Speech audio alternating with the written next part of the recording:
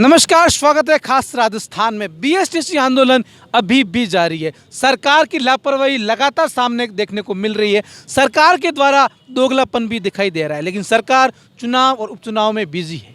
सरकार दिल्ली के दौरे करने में बिजी है, लेकिन बेरोजगारों के साथ सुनने को तैयार नहीं। क्या कुछ है मामला बीएसटीसी से जुड़ा हुआ, वो आपको दिखाते हैं, क्योंकि कल और परसों सुनने में आ रहा है कोर्ट में आपकी हियरिंग भी है। जी सर। क्या कुछ मामला हुआ, अभी तक बात हुई कुछ? सर, हमारा डेलीगेशन और हमारे साथी जोधपुर पहुंचे हैं। उनसे जैसे हमें सूचना प्राप्त होगी, कल सुनवाई की पूर्ण आशा है कि कल हमें कोर्ट से हमारे पक्ष में निर्णय आ सकता है, इस बात की आशा है। तो कल सुनवाई हो सकती है, संभावना जताई जा रही है। आशा तो बहुत कुछ होगी, क्या लगता है आपको? सत्यता बताइए।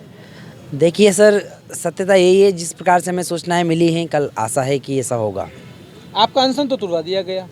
हाँ, अनशन तुड़वा दिया गया है। सरकार का सकारात्मक रवैया था, तो सर्वसम्मति से सभी साथियों के स्वास्थ्य को ध्यान में रखते हुए और सभी की संवेदनाओं और भावनाओं को ध्यान में रखते हुए संघर्ष समिति ने निर्णय संयुक्त रूप से लिया कि स्वास्थ्य को ध्यान में रखकर सभी साथी मजबूती से संघर्ष कर पाएंगे। और सरकार का आश्वासन भी था, सीएमओ में हमारी वार्ता हुई थी। इस कारणात हम लोगों ने अनशन तोड़कर क्रमिक अनशन प्रारंभ किया। क्या लगता है सरकार की इतनी हरदर्मिता क्यों है? हमें ऐसा लग रहा है कि सरकार हमारी तरफ ध्यान कम दे रही है। ये बीएसटीसी छात्रों पर अभी तक कोई सवाल नहीं आया हमारी सरकार की तरफ से। एक बार वो हमारे साथी गए थे यहाँ महासचिव के पास, फिर यहाँ से सवाल आने के बाद बीएसटीसी धारकों को थोड़ा बहुत निर्णय, अभी 26 तारीख को सुनवाई होने के चांस है। आपको क्या लगता है, विश्वास है आपको गहलोत सरकार पर? काम हो जाएगा आपका? हाँ, विश्वास है, हो जाएगा। हमें सरकार पर पूर्ण विश्वास है, हो जाएगा काम। इस सकारात्मक दौरे की अभी भी सरकार से विश्वास जरूर है। और कुछ जानते क्या कुछ घटनाक्रम रहा, किन किन अधिकारियों से बात हुई अभी तक? पहले हमारी बात ललित जी से कराई गई थी क्या, लेकिन उन्होंने इतना टाइम नहीं दिया हमें। क्या उन्होंने आश्वस्त किया, लेकिन हमें विश्वास भी नहीं कर सकते, क्योंकि सरकार कहती कुछ है, करती कुछ है, दोगलापन दिखाती है। क्या वे सरकार वोटों की सरकार है, जिधर वोट है तब उधर उधर चलती है। क्या उसके बाद आरती डोगरा जी से कराई गई थी। फिर हमने उसके बाद भी हमने निर्णय लिया था कि लिखित में आपको एनसीटी को पत्र लिखना ही पड़ेगा, तभी हम पूर्ण रूप से मानेंगे कि हाँ सरकार हमारे पक्ष में है। उसके बाद हमने आमरण अनशन शुरू किया, और आमरण अनशन शुरू करते करते हमारे जो 5 दिन हो गए थे, क्या 2 को, बाकी उसके बाद 2 फिर बैठे थे। सरकार ने भी संवेदनशीलता दिखाई और डेलीगेशन के लिए भेजा और हमारा पक्ष को ध्यानपूर्वक सुना। लेकिन अभी भी हम ये नहीं मान रहे कि सरकार पूर्ण रूप से हमारे साथ है, क्योंकि जब फैसला हमारे पक्ष में होगा तभी हम मानेंगे कि हाँ सरकार ने हमारे लिए कुछ करके दिखाया है। क्या कोर्ट में हियरिंग कब है आपकी? कोर्ट में हियरिंग को अभी 26 को है ना।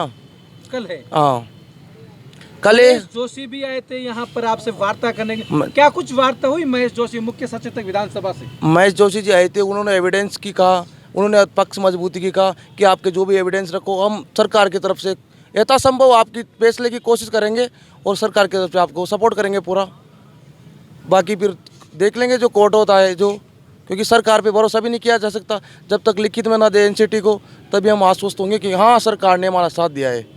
वो तो फैसले के बाद पता चली जाएगा। जब कुछ और राज्यों में हो सकता है तो फिर राजस्थान में क्यों नहीं? जब पंजाब में कांग्रेस की सरकार ऐसा कर सकती है तो राजस्थान में क्यों नहीं? राजस्थान में भी कर सकती है, अगर चाहे तो।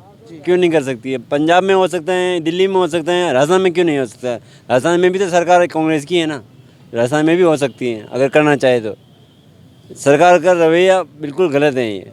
अगर क्योंकि कक्षा 1 से कक्षा 5 की ट्रेनिंग हमारे को दी जाती है, तो बीएड को क्यों शामिल किया जाता है? वो तो कक्षा 6 से कक्षा 8 के लिए ट्रेनिंग दी जाती है उनको। वो तो अशिक्षित होते हैं, उनके पास कोई प्रशिक्षण होता नहीं है, फिर भी उनको ज्वाइनिंग करा रहे हैं, और हमारे पास प्रशिक्षण होते हुए भी हमारे को बाहर निकाल रहे हैं। कहाँ से हैं सर आप? मैं सवाई माधोपुर गंगापुर सिटी से हूँ साहब। कहाँ से की आपने BSTC? BSTC Sawai Madhopur diet से की मैंने। कितना खर्चा आया आपके? मेरा खर्चा आया 27,000, तो फीस लगी थी हर साल। और उसके बाद में फीस लगने के बाद में वहाँ रहने का खर्चा पूरा, टोटल खर्चा बता दें। टोटल खर्चा 2 लाख रुपए हुआ मेरा। 2 लाख खर्चा करने के उसके बाद में मैंने एग्जाम दे 2 लाख के बाद में भी साहब मैंने कोचिंग की, मैं जयपुर रहा, 4 साल तैयारी किया मैंने। उसके बाद में मेरे नंबर ठीक ठाक आ रहे हैं, 127-28 नंबर आ रहे हैं। फिर भी मुझे विश्वास नहीं है यदि बीएड शामिल होगी तो हमारा सिलेक्शन होगा या नहीं होगा। 127 में भी विश्वास? बिल्कुल विश्वास नहीं है साहब।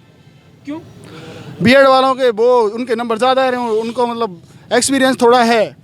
अब हमारे क्या है, हमें 1 से 5 तक ट्रेनिंग दी जाती है। हमने 1 से 5 तक की ट्रेनिंग की, 1 से और 10 तक की किताबें पढ़ी, फिर भी क्या कर सकते हैं, गवर्नमेंट है, वैसे तो फैसला हमारे पक्ष में आना चाहिए कोर्ट का भी। अभी ये बड़ा दुर्भाग्य है कि रीट बीएसटीसी वाले केवल और केवल रीट प्रथम लेवल का एग्ज़ाम ही दे सकते हैं और कोई एग्ज़ाम नहीं दे सकता।